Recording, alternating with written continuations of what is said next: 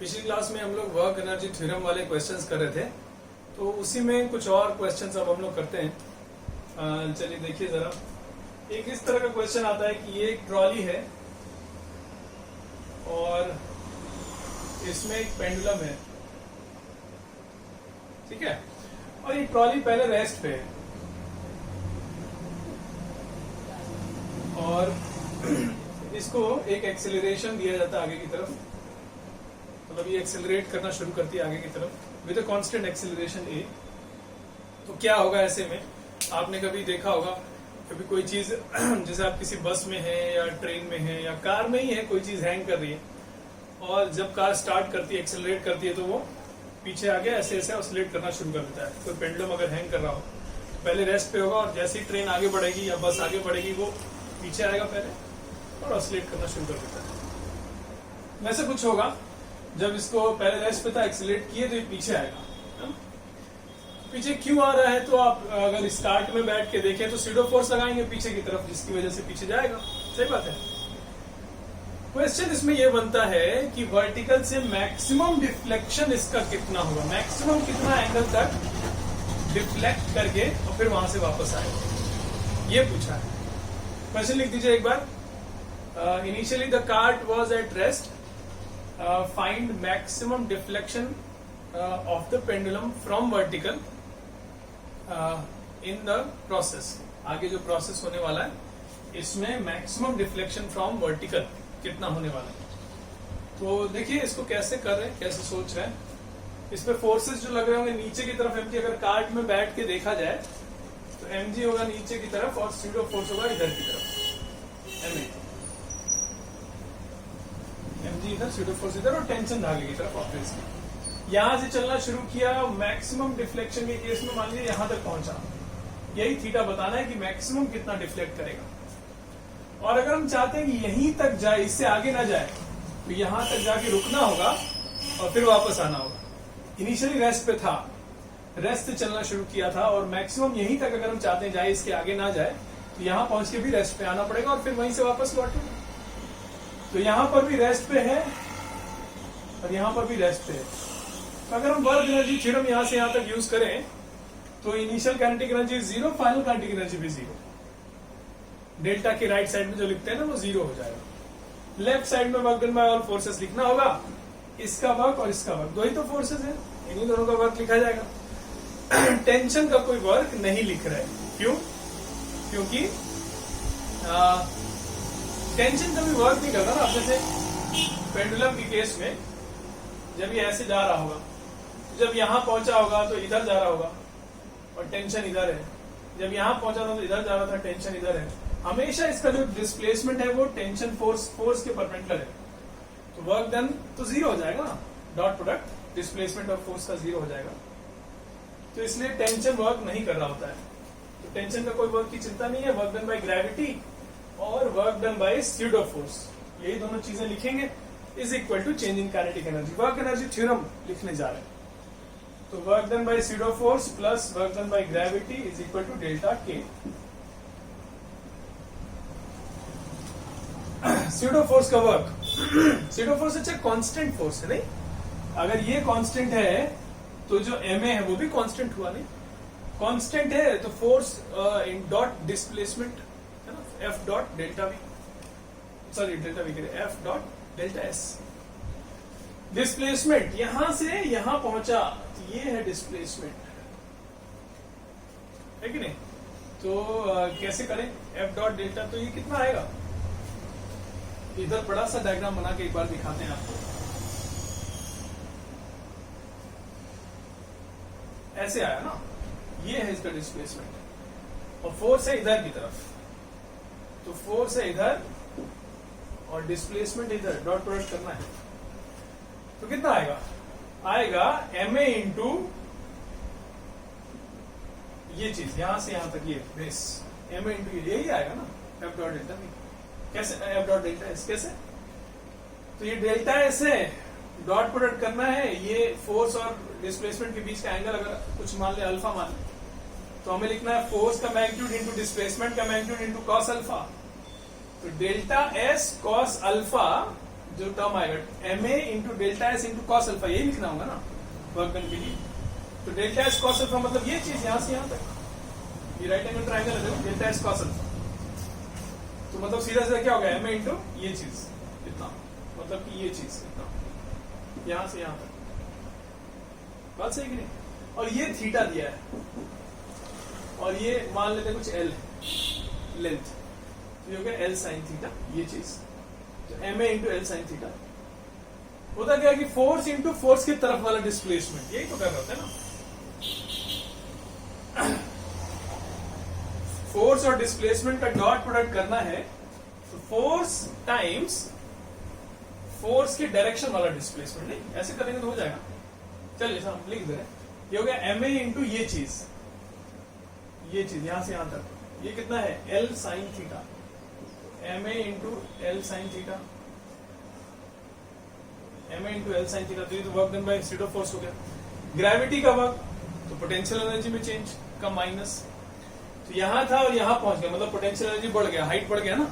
Potential energy में जो change है वो पॉजिटिव है, और माइनस ऑफ डेल्टा यू लिखना है वर्क डन, मतलब नेगेटिव आएगा। तो कितना आएगा माइनस ऑफ डेल्टा यू, यहां से यहां गया, तो ये हाइट कितना है L minus L cos theta, यहां से यहां तक एल कॉस थीटा है और ये पूरा एल है, तो एल में से एल कॉस थीटा घटाए तो ये हाइट आएगा M G H, M G L minus L cos theta is equal to delta K मतलब 0, इनिशियली गैस पे फाइनली गैस पे। ये हो गया, और यहां से हमको थीटा बताना था ना, इसको सॉल्व करते हैं। कितना आएगा ये M A L sine theta, ये जाएगा एम एम से दोनों में से कट जाएगा ना, इधर ले जाते हैं पहले, तो ये जाएगा ए इंटू पहले लिख दे रहे हैं M A L sine theta is equal to right side में आया M G L into 1 minus cos theta, इसको इधर ले गए, दोनों तरफ से m कैंसिल कर लिए, l भी कैंसिल हो जाएगा दोनों तरफ से। a sine theta is equal to g times 1 minus cos theta, g times 1 minus cos theta. अब आगे कैसे सॉल्व किया जाए? तो अगर ऐसा इक्वेशन मिलता है ना, तो देखो इसको थोड़ा सा दिमाग लगाया जाए। इसको हम लोग लिख सकते हैं sine of 2 times theta by 2, इसको लिख सकते हैं ना, थीटा को लिख सकते हैं 2 टाइम्स थीटा बाई 2। उस तरह से यहां पर भी कॉस ऑफ थीटा को लिख सकते हैं 2 टाइम्स थीटा बाई 2। सही बात है। अब साइन 2 थीटा वाला फॉर्मूला होता है ना, 2 साइन थीटा कॉस थीटा, तो जगह a इंटू साइन 2, मतलब 2 साइन कॉस, ये चीज लेफ्ट हैंड साइड में ये आ गया ना, sine 2 alpha is 2 sine alpha cos alpha is equal to g times 1 minus cos 2 theta. Cos 2 theta का फॉर्मूला होता है 1 माइनस 2 साइन स्क्वायर थीटा, तो 1 minus cos 2 theta is 2 sine square theta. ये कितना है 2 साइन स्क्वायर, और ये angle है थीटा बाई 2, ये चीज आएगा। अब देखो दोनों तरफ से 2 तो कैंसिल हो ही गया, और ये साइन स्क्वायर थीटा बाई 2, इधर भी साइन थीटा बाई 2, एक ये चीज और एक ये चीज कैंसिल, तो a into cos theta by 2 is equal to g into sine theta by 2। इसको नीचे लाया तो tan थीटा बाई 2,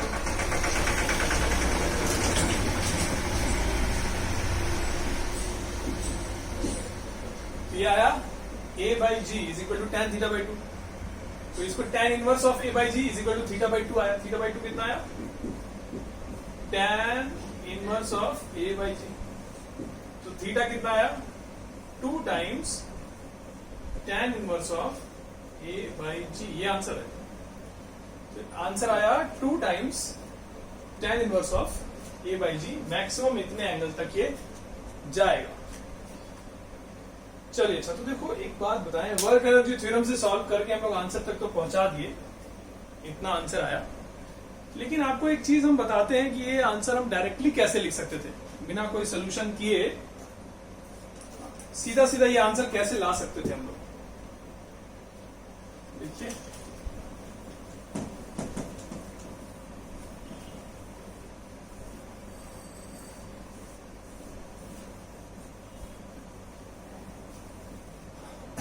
देखिए ये पेंडुलम है और सीधा नहीं बना, ये पेंडुलम है और फाइनली ये यहां तक जाता है। जब आगे चलाए थे कार्ड को तो ये मैक्सिमम यहां तक गया। ये कैसे पता करते हैं, देखिए कार्ड में बैठ के देख रहे हैं, तो कार्ड में बैठ के देखेंगे जब, तो पहला तो ये बात इमेजिन करिए, कार्ड में बैठ के देख रहे हैं आप, तो आपको क्या दिखेगा, वो पेंडुलम पहले वर्टिकल था, ऐसे आया तो ऐसे वापस गया, नहीं यहां तक आके वापस गया, ऐसा तो दिखता है। अच्छा यहां तक आके रुक जाएगा क्या बस? जब कार्ड आगे चलेगा तो क्या सीधा सीधा वहां से चलना शुरू करेगा और ऐसे रुक जाएगा? नहीं, ऑसिलेट करता है ना, देखे होगे कभी कोई चीज हैंग कर रही है, अगर कार में से ही सोचो, कार चलना शुरू कर दे तो वो ऑसिलेट करती है। ये ऑसिलेट करने वाला यहां तक जाके रुकेगा नहीं, वापस भी तो आएगा, ऑसिलेट करेगा। यहां पर रेस्ट पे था, यहां पर रेस्ट पे है, लिखे थे ना, इनिशियली रेस्ट पे था और यहां पे रेस्ट पे। जब कोई चीज ऑसिलेट करती है तो एक्सट्रीम पोजीशंस पे रेस्ट पे आती है। पिछले क्लास में बात हुई थी, पिछले क्लास में बात हुई थी। ऑसिलेट कोई चीज, जब स्प्रिंग वाला सीख रहे थे, याद आ रहा है, तो ऑसिलेट करती कोई चीज तो एक्सट्रीम पोजीशंस पे रेस्ट पे होती है, और मीन पोजीशन पे, जो उसका मीन पोजीशन बीच वाला पोजीशन होता है, वहां पे इक्विलिब्रियम पे होती है, मतलब वहां पे नेट फोर्स 0 होता है। तो हम लोग पहले जब न्यूटन्स लॉ पढ़ रहे थे तो वहां स्यूडो फोर्स जब पढ़ रहे थे तो उसमें ये क्वेश्चन एक ऐसा किए थे कि कार्ट में बैठ के देखने पर उसका इक्विलिब्रियम पोजीशन कहां आता था, tan inverse A by G बोले थे, ऐसा आया था नहीं, tan inverse A by G पे इक्विलिब्रियम पोजीशन आया था।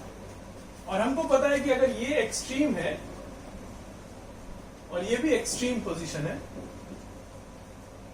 तो इक्विलिब्रियम पोजीशन इसके ठीक बीच में होगा। कोई से भी ऑसिलेशन में इक्विलिब्रियम पोजीशन दोनों एक्सट्रीम के ठीक बीच में होता है, और हम लोग जानते हैं कि इक्विलिब्रियम पोजीशन कहां पे आता है, theta is equal to tan inverse, अगर इसको अल्फा लिखें तो alpha is equal to tan inverse A by G, वहां पर इक्विलिब्रियम पोजीशन होगा। ये हम लोग न्यूटन्स लॉ वाले चैप्टर में सॉल्व किए थे। अगर ये इतना है तो ये भी इतना होगा, क्योंकि ये बीचों बीच में होता है दोनों के, ये अल्फा तो ये भी अल्फा होगा। तो यहां से यहां तक का टोटल एंगल कितना हुआ, 2 अल्फा, मतलब 2 times tan inverse A by G जो आया है, 2 times tan inverse A by G तो आया है। इतना लंबा सोल्यूशन करके लिखे। ये बात को हम थोड़ा सा ऐसे भी सोचते तो डायरेक्टली लिख सकते थे, ऑसिलेशन वाली बात सोचे कि मीन पोजीशन यहां से मीन तक जितना होगा उसका उतना और जाएगा। यहां से जो इक्विलिब्रियम पोजीशन वो तो हम लोग सॉल्व कर ही चुके हैं न्यूटन्स लॉ वाले चैप्टर में, वो तो पता ही कि इतना होता है, तो उसी का डबल कर दीजिए, आंसर आ जाएगा। अगला एक्सट्रीम कहां तक है वो पता चल जाएगा, है ना। तो अब इस क्वेश्चन में पूछा था कि कहां जाके रुकेगा, जब न्यूटन्स लॉ में किए थे तो वो ये नहीं था कि कहां जाके रुकेगा, वहां तक इक्विलिब्रियम पोजीशन कहां पे, तो ये आंसर हो जाएगा इसका, डायरेक्टली लिख सकते थे। चलिए आगे बढ़ते हैं।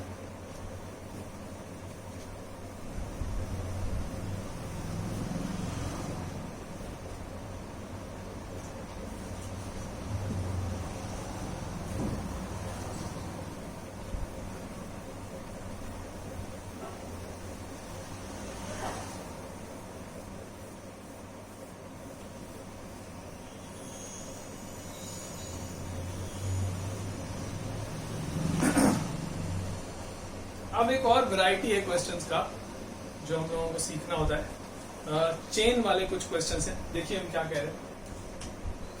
मान लीजिए ये एक टेबल है, ये टेबल का एज है, किनारा है, और एक चेन है ऐसे रखी है,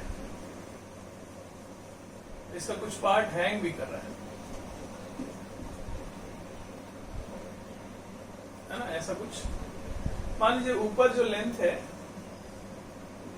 वो है L1 और ये जो हैंग करने वाला पार्ट है इसका लेंथ है L2। मान लीजिए ऐसा है, ये टेबल है, ठीक है, ऐसा कुछ है, ऐसा कुछ चेन है, थोड़ा हिस्सा इसका टेबल पे रखा है, थोड़ा हैंग कर रहा है। तो क्वेश्चंस में कभी कभी जरूरत पड़ती है कि इस तरह का कोई चेन है और इसका पोटेंशियल एनर्जी लिखने की जरूरत पड़ती है, ग्रेविटेशनल पोटेंशियल एनर्जी। तो कहीं रेफरेंस होगा, आपको रेफरेंस भी चूज करना होगा और फिर पोटेंशियल एनर्जी लिखना होगा। तो देखो कैसे करते हैं, पोटेंशियल एनर्जी कैसे लिखा जाता है, पहले ये सीखा जाए, फिर क्वेश्चंस में, इस तरह के क्वेश्चंस में इस बात को यूज किया जाए। जब ऐसा कभी हो, इसका पोटेंशियल एनर्जी लिखना हो, तो मान लीजिए रेफरेंस लेवल पहले कहीं बना लें, यहां बना लेते हैं। ये लेवल टेबल का जो सरफेस का लेवल है वही रेफरेंस लेवल मान लिया। तो हम सोचेंगे जैसे कि ये दो बॉडीज हैं, एक बॉडी ये रखी, एक बॉडी ये रखी, ठीक है। दोनों का पोटेंशियल एनर्जी लिखा जाए और जोड़ दिया जाए तो सिस्टम का पोटेंशियल एनर्जी आ जाएगा। इसको दो बॉडी की तरह से ट्रीट कर लेते हैं। अब जैसे कि इतना जो बॉडी है उसका जो लेंथ होगा, उसका जो मास होगा, वो मास कहाँ रखा हुआ है, वो तो रेफरेंस लेवल पर ही रखा हुआ है। सोचो कि यही एक बॉडी हो बस, तो इस बॉडी का मास कहाँ रखा हुआ है, रेफरेंस लेवल पे ही रखा हुआ है। तो इस बॉडी का पोटेंशियल एनर्जी इस समय लिखेंगे तो 0 लिखेंगे। और इसका मास क्या यहां रखा हुआ है क्या? नहीं, ये तो पूरा यहां से यहां तक मास फैला है ना। तो जब हम लोग का ऐसा केस होता था कि यूनिफॉर्मली मास फैला होता था तो मास कहां लेते थे? सेंटर पे। तो इसका सारा मास यहां मानेंगे, यहां पर भी नहीं, यहां बीच में, पूरा यहां से यहां तक मास है ना, तो बीच में मानते हैं। इसका सारा मास यहां रखेंगे और फिर उसका पोटेंशियल एनर्जी लिखेंगे। नेगेटिव में होगा क्योंकि रेफरेंस से नीचे। अब जैसे कि मान लो इसका पूरा मास, पूरे चेन का मास m है मान लेते हैं, और पूरे चेन का लेंथ है l। l में हो जाएगा कितना? L1 plus L2। बात सही कि नहीं? अभी l ही लिख दे रहे हैं, क्वेश्चन में देखा जाएगा क्या है। पूरा लेंथ है l, पूरा मास है m मान लिया। तो मास पर यूनिट लेंथ कितना हुआ? तो मास पर यूनिट लेंथ हुआ m/l। तो इतने मास का लेंथ कितना हुआ? सॉरी, इतने लेंथ का मास कितना हुआ? तो mass per unit length into length into L1। तो ये इसका मास हो गया, ऊपर वाले चेन का मास है ना। ये लिखा है मास पर यूनिट लेंथ इंटू इसका लेंथ। तो ये इसका मास हुआ mgh लिखेंगे तो m इंटू जी इंटू इसका रेफरेंस लेवल से 0 हाइट है, रेफरेंस लेवल पर ही इसका मास यहाँ है। तो इसलिए इसका पोटेंशियल जो 0 हुआ प्लस इसका पोटेंशियल जो लिखा जाए तो रेफरेंस लेवल से नीचे, इसलिए माइनस mgh माइनस m कितना लिखेंगे? मास per unit length into length L2।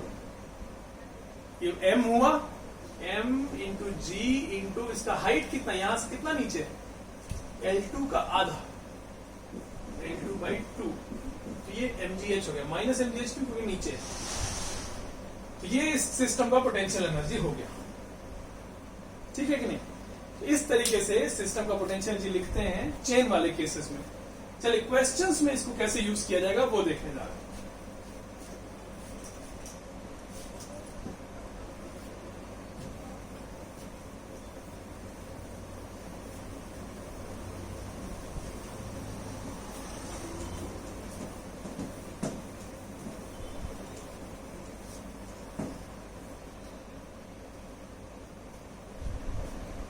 चलिए देखा जाए।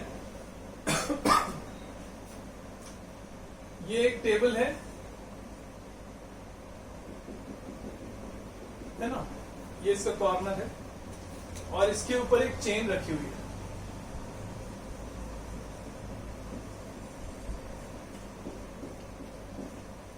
ऐसा,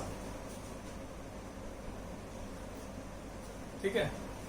और क्वेश्चन में कहा है कि इनिशियली इसका L/2 लेंथ ऊपर था टेबल के ऊपर और L/2 लेंथ हैंग कर रहा था। कुछ ऐसा क्वेश्चन ने दिया है। अभी तो जो क्वेश्चन ने दिया हम वही बना रहे हैं। पूरे चेन का मास m है और पूरे चेन का लेंथ कितना हो गया? L/2 प्लस L/2 मतलब L। पूरे चेन का लेंथ है L, पूरे चेन का मास है m, और ये टेबल का सरफेस स्मूथ है। इनिशियली ये रेस्ट पे था, ये जो चेन है वो रेस्ट पे था। ये सब क्वेश्चन में दिया है और ऐसे ही करके छोड़ दिए तो आगे क्या होगा? ये ऐसे स्लाइड करके गिरेगा, स्लिप करके गिरेगा, ठीक है। चलिए क्वेश्चन क्या है? क्वेश्चन लिखा जाए find speed of the chain at the instant it loses contact with table. जिस समय टेबल के साथ ये कॉन्टैक्ट छोड़ रहा होगा ठीक उस समय उसका स्पीड, चेन का स्पीड कितना हो चुका होगा। कि जब ऐसे आएगा, जब ये एंड यहां पहुंचेगा तब ना ये छोड़ रहा होगा टेबल को पूरी तरह से। तो जब ये एंड यहां पहुंचेगा तब तक ये स्पीड कुछ गेन कर लिया होगा, नहीं एक्सेलरेट करके आ रहा है ऐसे, तो कितना स्पीड गेन कर लिया होगा ये बताना है। चलिए हम वर्क एनर्जी थ्योरम से करते रहे। देखो कैसे कर रहे हैं।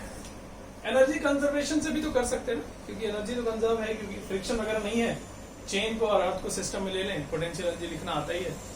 एनर्जी कंजर्वेशन से भी कर सकते हैं, लेकिन चलो वर्क एनर्जी थ्योरम से करते हैं, कोई फर्क नहीं पड़ता, दोनों में कोई अंतर थोड़ी आया। तो देखो कैसे कर रहे हैं। Work done bye all forces में हमको किसका किसका वर्क लिखना होगा, ग्रेविटी का, बस, और तो किसी का लिखना नहीं होगा। टेबल का नॉर्मल तो वर्क कर नहीं रहा, फ्रिक्शन है नहीं, तो ग्रेविटी का वर्क करना होगा is equal to change in kinetic energy. इससे आंसर आ जाएगा। अब ग्रेविटी का वर्क कैसे लिखेंगे, तो ग्रेविटेशनल पोटेंशियल एनर्जी का चेंज डेल्टा यू लिख के -1 से मल्टीप्लाई कर देंगे। Minus of delta U will be work done by gravity. तो अब डेल्टा यू के लिए क्या यू लिखना होगा, पहले का और बाद का।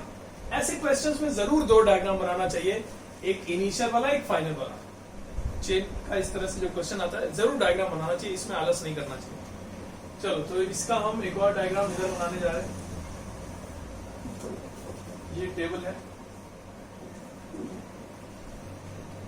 ना, और जिस समय चेन जो है वो टेबल को जस्ट छोड़ने वाली होगी, उस समय का ये डायग्राम, ठीक है। यहां से ऐसे आई, तो ये इनिशियल वाला डायग्राम, ये फाइनल वाला डायग्राम। ये टेबल है। अब चेंज इन पोटेंशियल एनर्जी, तो यू आई और यू एफ लिखा जाए। इस समय का पोटेंशियल एनर्जी यू आई कितना था, ग्रेविटेशनल पोटेंशियल। कहीं रेफरेंस लेना होगा। ये टेबल का जो सरफेस है ना, इसी को रेफरेंस लेवल ले रहे हैं, ये रेफरेंस लेवल है। तो ये मास तो रेफरेंस लेवल पे रखा है, तो इसका पोटेंशियल एनर्जी 0, और ये मास हैंग कर रहा है। इसका मास कहां होगा, बीच में, यहां पर। तो ये पूरा लेंथ अगर L/2 है, तो ये लेंथ कितना होगा, L/4, है ना। और रेफरेंस से नीचे, इसलिए -mg L/4, ठीक है नहीं। और मास इसका कितना है, तो पूरे का मास था m, तो आधा लेंथ है ना ये, L/2 लेंथ, तो m/2 मास हो जाएगा। तो -m/2 g L/4 ये हो गया इसका। और इसका तो 0 है, तो नहीं लिखा जाए, या फिर चलो दोनों लिख दे, एक बार लिख दें दोनों। ऊपर वाले का 0 और नीचे इसका हो गया -mgh लिखा हुआ है, ये mgh लिखा है, समझ में आ रहा होगा। Mass into g into L/4, ये L/4। ui हो गया। uf इस समय का, इस समय का पोटेंशियल एनर्जी। रेफरेंस लेवल वही लेना, चेंज मत कर देना, गड़बड़ हो जाएगी। तो रेफरेंस लेवल वही है, तो ये हो गया रेफरेंस लेवल, और यहां से यहां इसका मास होगा ना चेन का। अब पूरा का पूरा m मास यहां आ गया, पूरा चेन है ना ये। तो कितना नीचे, L/2, ये L/2 होगा ना, पूरा लेंथ है, तो L/2 नीचे। तो रेफरेंस से नीचे मतलब माइनस mgh,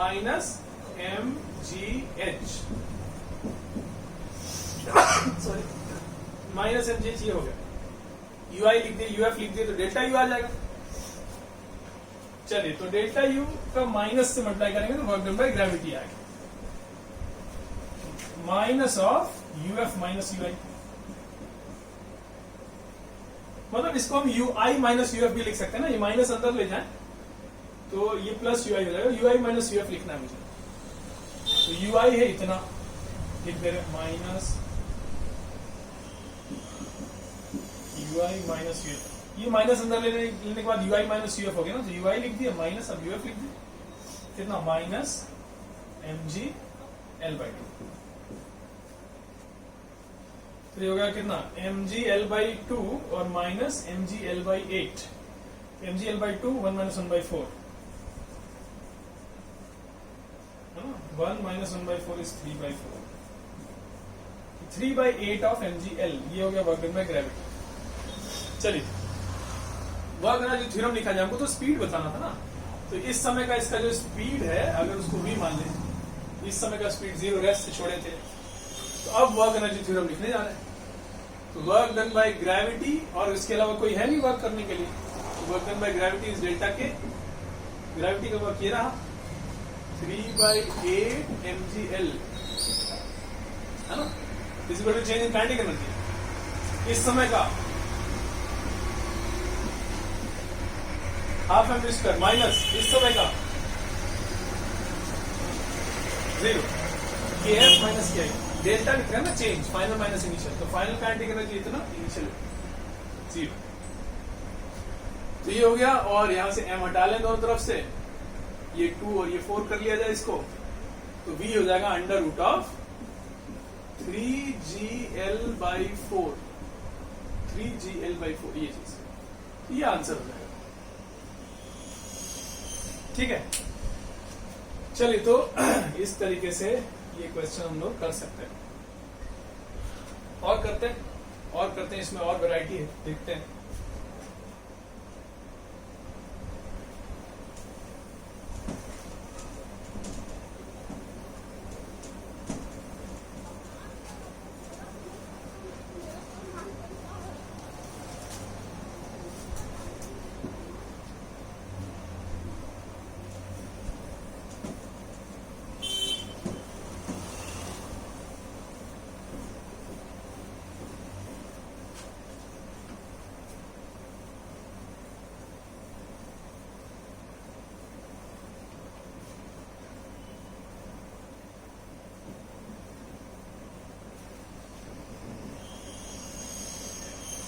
चलिए आगे एक और क्वेश्चन है इस तरह का, उसको भी देखा जाए। ये टेबल है और इस पर चेन है, कुछ पार्ट उसका हैंग कर रहा है, ठीक है। और इस बार ये टेबल रफ है, कोएफिशिएंट ऑफ फ्रिक्शन, अच्छा पहले ऐसे ये रफ है, दिया हुआ है बस। पूरे चेन का मास है m, लेंथ है l, l/2 लेंथ ऊपर है, l/2 लेंथ हैंग कर रहा है। छोड़ दिया गया रेस्ट से छोड़ दिया। क्वेश्चन में कहा गया कि रेस्ट से जब छोड़ा गया तो ये स्लिप करके आता है, और जिस वक्त ये टेबल को छोड़ रहा होता है उस समय का वेलोसिटी बताया क्वेश्चन में लिखा जाए। लिखिए, the chain is release from rest as shown in figure, full stop. आगे लिखिए, speed of chain at the instant it was leaving the table was v0, full stop. जब वो टेबल को छोड़ रहा होता है उस समय का उसका स्पीड v0 होता है, ऐसा क्वेश्चन में कहा है। आगे लिखिए, find work done by friction, find work done by friction in this process, इस प्रोसेस में फ्रिक्शन ने कितना वर्क किया। चलिए तो हम करते सॉल्व। वर्क एनर्जी थ्योरम लिख सकते हैं ना, तो work done by gravity plus work done by friction is equal to delta K, change in kinetic energy. अब change in kinetic energy question में दिया है, रेस्ट से छोड़े तो फाइनली स्पीड v है, तो हाफ mv² हो जाएगा सीधा सीधा। और work done by gravity minus delta U से निकाल लेंगे, है ना, ui माइनस uf कर देंगे। और वर्क डन बाय फ्रिक्शन बताना है। चलिए हम लिख रहे हैं, work done by friction plus work done by gravity is delta के, ये बताना है ग्रेविटी का वर्क। तो इसका डायग्राम बनाया जाए दूसरा वाला, ऐसा हो जाएगा, ऐसा हो जाएगा। इसका मास यहां कितना नीचे, l/2 नीचे, m मास, तो uf, इसको रेफरेंस लेवल बना लिए पहले तो इसको, तो uf हो गया माइनस mg l/2, ये l/2 नीचे है पिछले क्वेश्चन जैसे। और ui कितना हो गया, इसका तो 0 ही है, इसका कितना m/2, यहां मास m/2, g l/4, यहां से l/4 नीचे। ui भी लिखने आता है, uf भी लिखने आता है, तो work done by gravity will be ui minus uf, लिख देना, माइनस ऑफ डेल्टा यू लिखना है, तो ui minus uf, this answer आ जाएगा। चलिए पुट कर रहे हैं आप, अब जल्दी से लिखा जाए तो work done by gravity is ui minus, पहले चलो ऐसे लिखो, माइनस ऑफ डेल्टा यू की जगह इतना लिख दिए, इज इक्वल टू डेल्टा के। तो वर्क डन बाय फ्रिक्शन बताना है, प्लस ui कितना है इस समय, माइनस mgl, मतलब माइनस mgh, माइनस ये वाला माइनस uf, यूएफ कितना है वो भी नेगेटिव है, तो माइनस mg/L/2, ये m मास L/2 नीचे, ये इज इक्वल टू डेल्टा के। ठीक है ना, डेल्टा के मतलब क्या, फाइनली हो गया कितना, हाफ mv0 स्क्वायर, क्वेश्चन में दिया है, इनिशियली 0 था, रेस्ट से छोड़ दिए, भी क्वेश्चन में दिया है। चलिए ये हो गया, इसको और सॉल्व कर लेते हैं। ये हो गया वर्क डन बाई फ्रिक्शन, ये हो गया कितना, mgL/2 माइनस mgL/8, तो कितना आएगा, mgL/2 13/8 आएगा, तो कितना होगा, plus 3/8 mgL is equal to half mv0 square. तो वर्क डन बाय फ्रिक्शन कितना, इसको माइनस, तो हो जाएगा half mv0 square minus 3/8 mgL, ये आंसर होगा। ऐसे कर सकते हैं। चलिए अब आगे नेक्स्ट जो क्वेश्चन हम लोग करने जा रहे हैं, जैसे यहां पर भी ऐसे वर्क एनर्जी थ्योरम लिख के जल्दी से आंसर आ गया। कई बार क्वेश्चंस ऐसे होते हैं जिसमें चेन है, स्लिप कर रही है या ऊपर खींची जा रही है, कुछ कर रहे हैं, लेकिन उसमें फ्रिक्शन का वर्क निकालने की जरूरत पड़ जाती है इंटीग्रेट करके। देखो क्यों, कैसे, कब जरूरत पड़ेगी। अब जैसे इसमें क्यों नहीं फ्रिक्शन का वर्क निकालना पड़ा, इंटीग्रेशन वगैरह कुछ नहीं करना पड़ा, क्यों, क्योंकि भाई फाइनल वेलोसिटी दे दिया था, फाइनल वेलोसिटी कितना है बता दिया, मतलब राइट साइड में ये डेल्टा के कितना है वो बता दिया, क्वेश्चन में बता दिया। ये तो निकालना आसान होता है, माइनस ऑफ डेल्टा यू, ये पूछ दिया, तब तो सीधा आंसर आ गया। लेकिन अगर फाइनल वेलोसिटी ना बताए, ये भी ना पता हो, और ये चलो पता है, ये नहीं पता है, और ये पूछ दिया, तब ये इक्वेशन लिख के कोई फायदा नहीं होने वाला, है ना। ये भी नहीं पता है, ये भी नहीं पता, तो कैसे करेंगे, इस इक्वेशन का कोई सोल्यूशन आएगा ही नहीं, आंसर ही नहीं आएगा। तो देखो क्या कर, तब उस केस में फ्रिक्शन का वर्क फिर आपको इंटीग्रेट करके निकालना पड़ेगा। फ्रिक्शन वैरी कर रहा है ना, इसलिए कह रहे हैं बार बार कि इंटीग्रेट करना पड़ेगा। वैरी कैसे कर रहा है, जैसे जैसे ये चेन ऐसे आ रही होगी, तो ये जो ऊपर टेबल के ऊपर जो चेन रखा है वो वैरी कर रहा होगा ना, ये लेंथ वैरी कर रहा होगा। तो टेबल के ऊपर जो मास रखा है वो मास वैरी कर रहा है, टेबल के ऊपर वाला मास वैरी करेगा, तो यहां से टेबल से जो नॉर्मल है वो वैरी कर रहा है ना, ये छोटा होता जाएगा ना, ये लेंथ ऊपर वाला, यहां से जो नॉर्मल है वो वैरी कर रहा होगा। नॉर्मल वैरी करेगा तो फ्रिक्शन वैरी करेगा, तो वेरिएबल फोर्स का वर्क के लिए इंटीग्रेट करना पड़ता है। तो ऐसे क्वेश्चंस होते हैं जिसमें फ्रिक्शन का वर्क इंटीग्रेट करके निकालने की जरूरत पड़ती है। तो चलिए वो भी देखा जाए कैसे निकाला जाएगा।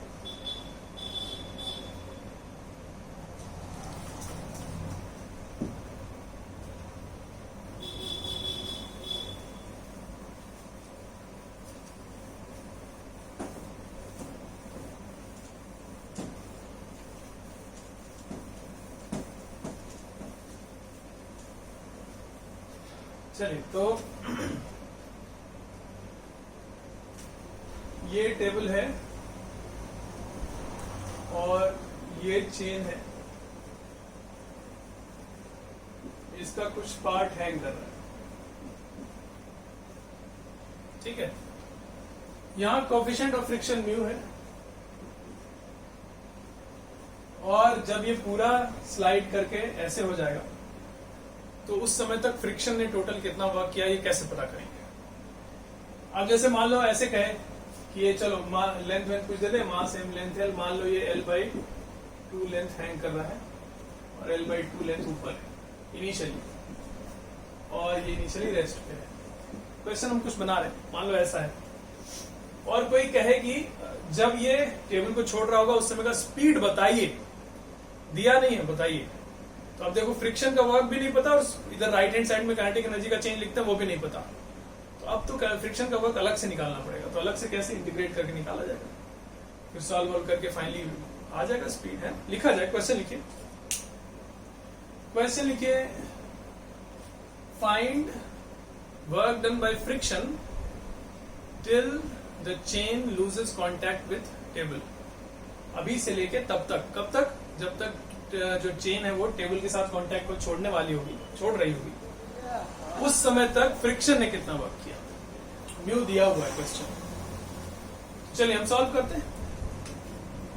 देखिए अब होगा क्या कि ऐसे जैसे जैसे आगे बढ़ रहा होगा चेन, तो इनिशियली देखो यहां तक था, हम इसी के नीचे डायग्राम बनाना चाहते हैं, ये टेबल है, ये जो टेबल बना था यही है यहां तक, ठीक है। चेन का ये जो एंड है यहां से मान लो कुछ आगे यहां तक आ गया, एक्स लेंथ आगे आ गया, कुछ समय बाद ये आगे आएगा ना और ये नीचे जाएगा, ठीक है। तो ये l/2 लेंथ था, तो अब कितना हो गया, ये l/2 प्लस एक्स। ये लेंथ l/2 था, तो ये अब लेंथ कितना हो गया, l/2 माइनस एक्स। यहां से यहां तक ये जो लेंथ है ये है l/2 माइनस एक्स, नहीं पूरा ये l/2 था। कुछ समय बाद मान लेते हैं ऐसा हुआ, तो इस समय जो टेबल के ऊपर चेन है उसका मास कितना होगा, तो mass per unit length into length ऐसे लिखते हैं ना, मास इस टेबल के ऊपर वाला मास हो गया कितना, मास पर यूनिट लेंथ मतलब m/l इनटू इसका लेंथ l/2 माइनस एक्स, ये इसका मास हो गया। तो यहां से जो नॉर्मल होगा इतने मास का mg कितना हो गया, m इंटू जी, ये नॉर्मल हो गया। यहां से नॉर्मल लग रहा होगा चेन पर, नॉर्मल इतना है, तो यहाँ पे फ्रिक्शन पीछे की तरफ कितना लग रहा होगा, mu into normal, mu m/l l/2 minus x G, ये चीज म्यू इंटू नॉर्मल। इस समय ये जो फ्रिक्शन इस पे लग रहा होगा वो देखो इतना लग रहा होगा, एक्स के साथ वैरी कर रहा होगा, जैसे जैसे एक्स बढ़ रहा है तो चेंज कर रहा होगा फ्रिक्शन। वेरिएबल फोर्स है, इसका वर्क डन निकालने के लिए इंटीग्रेशन पे जाना पड़ेगा।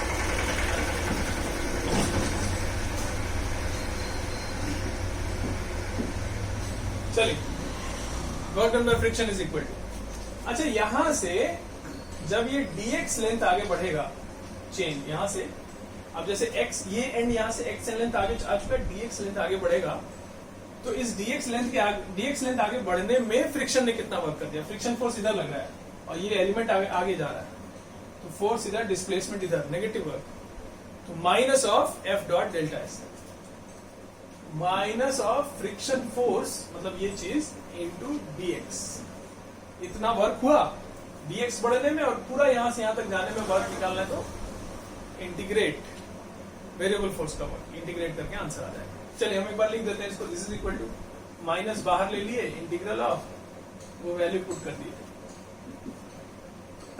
Mu into m/l l minus x l/2 minus x into G into dx, है ना। ये चीज हुआ, कांस्टेंट वाली सारी चीजें बाहर ले लें, minus mu m g by l, इतना बाहर आ गया, mu m by l g, integral के अंदर आया l/2 माइनस एक्स dx, और x इज इक्वल टू कहां से कहां तक, ये x का मिनिमम वैल्यू 0 होगा, यहां से लेके इतना तक, x का मिनिमम और मैक्सिमम पता है ना आपको, लिमिट, x होगा 0 से लेके l/2 minus mu m g by l, और ये चीज इंटीग्रल ऑफ दिस थिंग, तो ये हो जाएगा l/2 x minus X square by 2, limit 0 से l/2, ये वाला, this will be equal to minus mu mg by l, ये l/2 अपर लिमिट, अच्छा लोअर लिमिट पुट करने पे तो सब 0 हो जाएगा ना, ये भी और ये भी, अपर लिमिट बस पुट कर देना, तो जाएगा कितना, l/2 का square minus half of l/2 का स्क्वायर, मतलब half of l square by 4, इतना,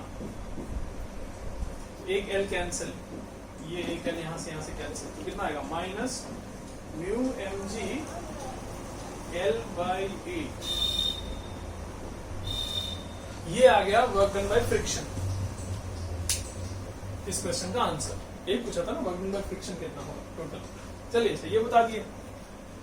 एक और लिखा जाए, लिखिए इन द अबव क्वेश्चन, इसी वाले क्वेश्चन में, in the above question find speed of chain when it loses contact with table, जब चेन जो है वो टेबल के साथ कांटेक्ट छोड़ रही होगी उस समय चेन का स्पीड कितना होगा।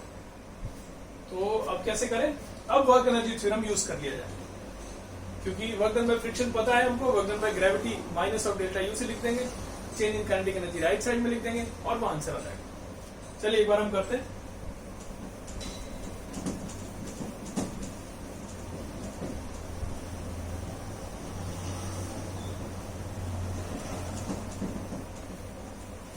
इनिशियली ऐसा था और फाइनली देखो यहां बना ले रहे डायग्राम, इसी के बगल में जगह बचा रहे थोड़ा सा। फाइनली चेन ऐसे हो जाएगी। फाइनली चेन का सारा मास यहां आ जाएगा, m मास। इनिशियली m/2 ऊपर, m/2 इधर, ऐसे था। इस समय इसका स्पीड कितना है वो बताना है ना, इस क्वेश्चन में ये चीज बताना। चलिए सॉल्व करें। तो work done by friction plus work done by gravity is equal to change in kinetic energy. यही दोनों वर्क कर रहे हैं बस। फ्रिक्शन का वर्क वहां निकाले हम लोग, तो कितना है, minus mu mgl/8। Work done by gravity ui minus uf है ना, माइनस ऑफ डेल्टा u मतलब ui माइनस uf। यहां का माइनस यहां का, यहां का एनर्जी लिखते समय इसका जीरो, जो ऊपर है उसका जीरो, जो नीचे है उसका लिखेंगे बस। तो ui कितना है, माइनस, अच्छा इसको रेफरेंस ले लो, ये m/2 मास, l/4 नीचे, तो minus mgl/4, minus m/2 gl/4, ये हो गया ui माइनस uf लिखना है, minus of m, reference level से नीचे इसलिए नेगेटिव लिख रहे हैं, माइनस mgl/2 है ना। ये हो गया वर्क डन बाय ग्रेविटी। ये ui है, समझना इसको। ये चीज जो लिखा है ये ui लिखा है, ये चीज जो लिखा है ये uf लिखा है, और ये ui माइनस uf लिखा हुआ है ना। तो यहाँ इसको मिटा दे रहे हैं हम, ये आप समझ लीजिए क्या लिखा हुआ है। चलिए तो ये ui माइनस uf हो गया। ये हो गया वर्क डन बाय फ्रिक्शन, ये हो गया work done by gravity is equal to delta k is equal to change in kinetic energy में फाइनल हो गया half mv square, half mv square minus initial 0। ठीक है, तो ये हो गया माइनस म्यू mgl/2, और ये कितना आता है, mgl/2 minus mgl/4, mgl/2 minus mgl/8, तो आता था ना 3/8 mgl। ये हो गया कितना, 3/8 mgl minus μ/8 mgl is equal to half mv square. तो 2 ऊपर m नीचे करके अंडर रूट कर दें, देखिए इज 2 ऊपर m नीचे और under root is equal to v। Right side में v जो है वही बताना है, 2 ऊपर m नीचे। चलिए ये आंसर हो गया। तो स्पीड इतना होगा जिस समय ये टेबल को छोड़ रहा होगा। इस तरह से क्वेश्चंस होते हैं। एक और करते हैं।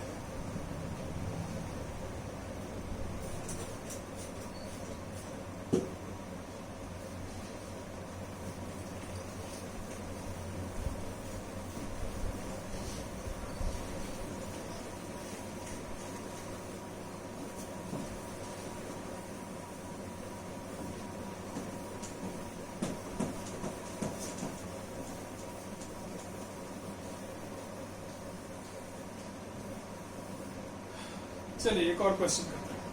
देखिए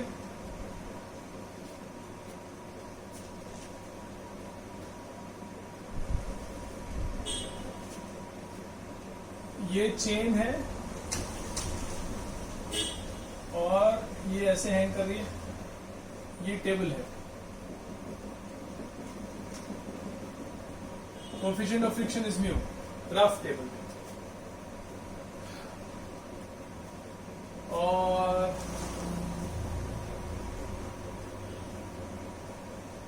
एक एक्सटर्नल एजेंट इसको चेन को ऊपर खींच रहा है ना, स्लोली ऊपर लेके जा रहा है, धीरे धीरे बस ऊपर खींच रहा है। क्वेश्चन लिखा जाए find work done by external agent in slowly pulling the chain up the incline plane. Find work done by external agent in slowly pulling the chain up inclined plane नहीं, सॉरी क्या, slowly pulling the chain up the table है ना। तो find work done by external agent in slowly pulling the chain up the table, ये question. तो देखो कैसे कर सकते हैं। एक तो ये कि वर्क एनर्जी थ्योरम लिख सकते हैं ऐसे, work done by external agent plus work done by friction plus work done by gravity is equal to change in kinetic energy. Slowly लेके जा रहे हैं तो डेल्टा के तो 0 हो गया, ग्रेविटी का वर्क लिखने आता है, फाइनली ऊपर पहुंच गई ना चेन, इसको पूरा ऊपर ले जाना है। तो ये माइनस ऑफ डेल्टा यू मतलब यूआई माइनस यूएफ करके ये निकाल लेंगे। Work done by friction integrate करके लिखना होगा, क्योंकि ऊपर जो लेंथ है वो वैरी कर रहा है, बढ़ते जा रहा है, तो फ्रिक्शन फोर्स बढ़ते जा रहा होगा, फ्रिक्शन का वर्क इंटीग्रेट करके निकालना पड़ेगा। और क्या, और ये चीज ये बताना है, तो ये इंटीग्रेट करके निकालेंगे, ये यूआई माइनस यूएफ से निकालेंगे, ये 0 है, सब चीज आ जाएगा तो ये आ जाएगा। एक तरीका ये हुआ, लेकिन हम कह रहे हैं कि इतना सब करने की क्या जरूरत है, डायरेक्ट फोर्स, ये जो फोर्स है ना, ये भी इसी का वर्क लिखा जाए सीधा, जैसे वर्क डन निकालते थे। वर्क डन जो थ्योरम ना यूज किया जाए, जल्दी देखो करते हैं इसको।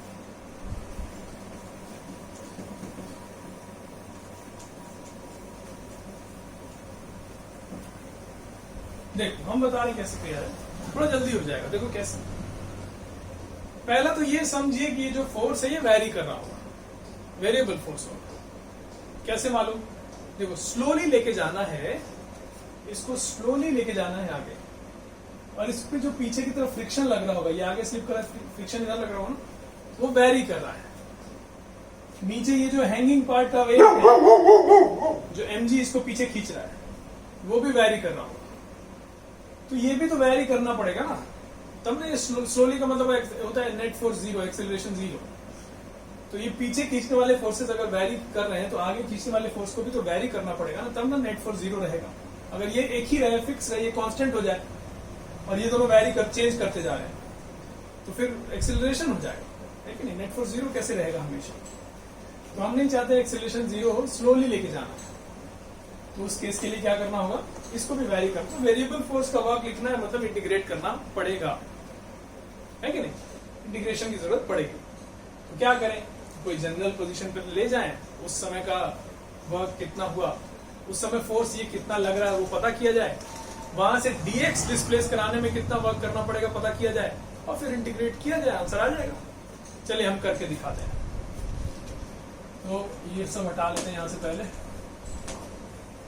है ना। इसी के नीचे डायग्राम बनाना चाहते हैं, ये टेबल हो गया यहां तक। यहां से ये जो ये एंड है, मान लेते हैं चेन का ये एंड x आगे निकला, ये टेबल है, ये चीज। चलिए यहां से अगर ये x आगे बढ़ चुका है, तो जो ऊपर वाला लेंथ है पहले, अच्छा ये क्वेश्चन में ये लेंथ L/2 हम बोले थे कि नहीं पता नहीं, एक बार लिख देना। क्वेश्चन में ये लेंथ दिया है L/2, तब ना आगे की बात होगी। तो ये लेंथ कितना है क्वेश्चन में देना पड़ेगा ना। चलिए चलिए, तो जब यहां से x लेंथ आगे ले जा चुके हैं, तो उस समय ये लेंथ यहां से यहां तक तो L/2 है ही, तो अब यहां से यहां तक पूरा ऊपर का लेंथ हो गया L/2 + x। इस समय ये फोर्स कितना लगा रहे होंगे, इस समय कितने फोर्स से खींचना पड़ रहा होगा कि एक्सेलरेट ना करे, स्लोली ले जाना है। देखो कैसे लिखें, एक तो इतने पार्ट का जो वेट है वो उल्टा खींच रहा है, हमको आगे खींचना है, ये पीछे खींच रहा है, इतने पार्ट का वेट है कितना, ये लेंथ कितना है L/2 पहले था और x ऊपर चढ़ गया चेन, ये लेंथ हो गया L/2 - x।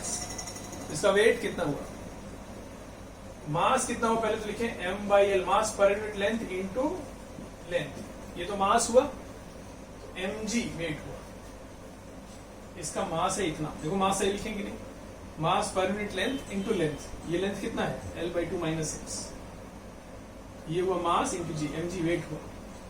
एक तो ये फोर्स पीछे खींच रहा है, और यहाँ पे फ्रिक्शन भी इधर की तरफ लग रहा है, और ये दोनों मिल के पीछे खींच रहे हैं, नहीं ये भी पीछे खींच रहे, ये भी, उतना हम दोनों मिला के जितना है उतना फोर्स हमको कैपिटल F लगाना पड़ेगा। अच्छा फ्रिक्शन कितना वो भी बता दें, फ्रिक्शन F लग रहा होगा कितना, म्यू इंटू नॉर्मल, काइनेटिक है ना, स्लिप कर रहा है, तो नॉर्मल कितना m/l, मास पर यूनिट लेंथ इंटू इसका length L/2 + x into g, L/2 + x length है ना। ये देखो ये m/l L/2 + x, ये जो लिखा हुआ है ये तो मास है, तो म्यू इंटू मास इंटू जी, म्यू mg होता है ना, तो म्यू इंटू मास इंटू जी लिखा हुआ फ्रिक्शन फोर्स। चलिए अब कैपिटल F कितना हुआ, फिर ये और ये मिला मतलब कितना, mu into m/l into L/2 plus x into G plus M/L into L/2 minus x into G, ये हुआ। तो कितना हुआ? This is equal to M/L G common bracket के अंदर mu into L/2 plus x plus L/2 minus x. ठीक है, देखो M/L इंटू जी दोनों में से कॉमन ले लिया, तो इतना बचा। चलो इसको और लिख लेते हैं, एक स्टेप आगे बढ़ा लेते हैं। This equal to M/L into G into mu L/2 plus L/2, तो कितना? Mu plus 1 L/2 mu L/2 plus L/2, तो mu plus 1 L/2 mu x minus x plus mu minus 1 x, है ना? Mu x minus x mu minus 1 x. चलिए ये तो हो गया एफ, ये वेरिएबल है, देखो एक्स के साथ वेरी कर रहा है और हमको इसका वर्क लिखना है। एक्स कहां से कहां तक वेरी करेगा? देखो यहां से एक्स मेजर कर रहे हैं, यहां से, तो ये तो एक्स का मिनिमम वैल्यू तो इनिशियली 0 था, यहां से कितना आगे था चेन? 0 पे, तो फिर फाइनली कितना? L/2, यहां से L/2 खींचेंगे तब ना पूरा चेन ऊपर आएगा। ठीक है, तो एक्स का लिमिट है 0 टू L/2, इसका वर्क लिख रहा है, इसका इंटीग्रेशन कर दें। वेरिएबल फोर्स का वर्क कितना हुआ? ये M/L जी तो कांस्टेंट है, तो बाहर लिख दिए। बचा ये इसका integration mu plus 1 L/2 plus mu minus 1 X इतना dx, integration x equal to 0 से L/2, ये आंसर आने वाला है। This is equal to M/L G तो बाहर है, ये हो गया कितना? म्यू प्लस 1 L/2 कांस्टेंट था ना, इंटू एक्स हो जाएगा ये इंटीग्रेशन करने पर, plus mu minus 1 into x square by 2, limit 0 से L/2, ये आंसर आने। बस इसमें लिमिट अपर लिमिट पुट कर दीजिए, लोअर लिमिट की तो बात ही नहीं, आंसर आ जाएगा। तो अब लिखते हैं एक स्टेप और, क्या हो जाएगा? This is equal to M/L into G, ये तो है यहाँ x की वैल्यू L/2 पुट करें तो L/2 का स्क्वायर, L/2 इंटू L/2, यहाँ पर भी L/2 का स्क्वायर आएगा, दोनों में से L/2 का स्क्वायर कॉमन ले लेते हैं, L/2 का स्क्वायर, और ये बचेगा कितना? Mu minus 1, sorry mu plus 1, ये चीज mu plus 1 plus mu minus 1 by 2, अब सही है। तो कुछ इतना ये आंसर आएगा, एक बार चेक कर लीजिएगा ये चीज। और ये फिर इसको एक स्टेप और आगे लिख सकते हैं ना, ये कितना हो जाएगा? 1 प्लस 1/2 3/2 म्यू और प्लस 1 माइनस 1/2 मतलब प्लस 1/2 3 म्यू बाई 2 प्लस 1/2, इसको लिख सकते हैं। चलिए जो भी ऐसे करते हैं, इसका वर्क डन देखो, ऐसे सॉल्व करके आंसर आ जाएगा, है कि नहीं?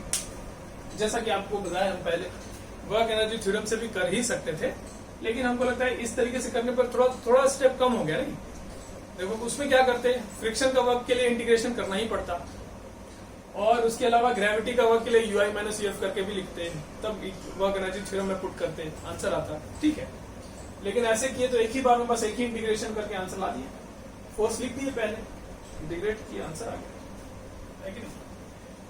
चलिए अच्छा, तो ये बात थी वर्क एनर्जी थ्योरम के क्वेश्चंस। अब आप कर सकते हैं असाइनमेंट जो मिलेगा आपको, वर्क एनर्जी थ्योरम वाला असाइनमेंट अब आप कर सकते हैं, और नेक्स्ट क्लास में पावर के बारे में हम लोग अब बात शुरू किया जाएगा।